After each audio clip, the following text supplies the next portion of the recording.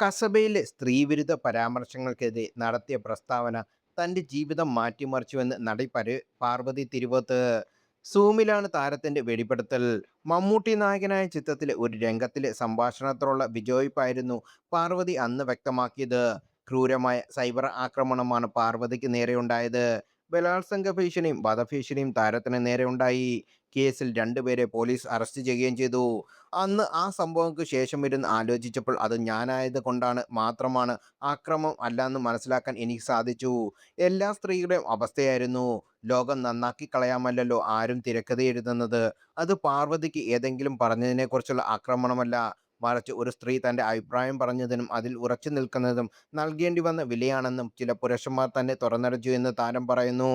പിന്നീടാണ് ഉയരെ റിലീസായത്. അപ്പോഴും സൈബർ ആക്രമണങ്ങൾ ഒരു വശത്ത് നടന്നിരുന്നുവെന്നും പക്ഷേ പ്രേക്ഷകർ തന്റെ സിനിമയെ സ്വീകരിച്ചുവെന്നും പാർവതി പറയുന്നു. ഒരു വർഷം കഴിഞ്ഞാണ് ഉയരെ തിയേറ്ററിലെത്തിയത്. വമ്പൻ ഹിറ്റായിരുന്നു പടം.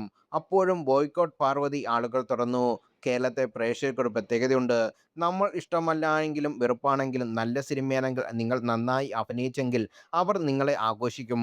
അന്നത്തെ പ്രസ്താവന ഇന്ന് ആവർത്തിക്കാൻ ധൈര്യമുണ്ടോ എന്ന് എന്നോട് ചോദിക്കുന്നവരുണ്ട്. ഞാൻ സംസാരിക്കുന്നത് പൂർണ്ണ ബോധ്യത്തോടായിരുന്നു. എൻ്റെ മറുപടി ഒരു കാര്യം ഞാൻ പറയാം. 2013 മുതൽ വിശ്വസിക്കാൻ പോലും കഴിയാത്ത രീതിയിലാണ് കാര്യങ്ങൾ മാറി മറിഞ്ഞു എന്ന് അവർ കൂട്ടിച്ചേർത്തു. ദേശീയ പുരസ്കാര ജേതാവായ പാർവതി ഉള്ളൊഴുക്കിലാണ് മലയാളത്തിൽ അവസാനമായി അഭിനയിച്ചത്.